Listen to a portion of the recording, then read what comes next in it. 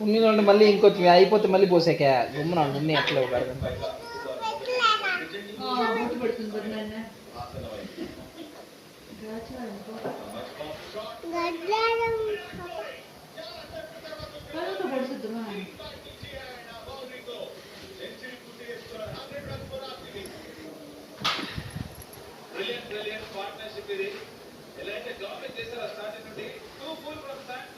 కన్ను తగ్గుతుంది కన్ను కాడ కాకపోయినా కింద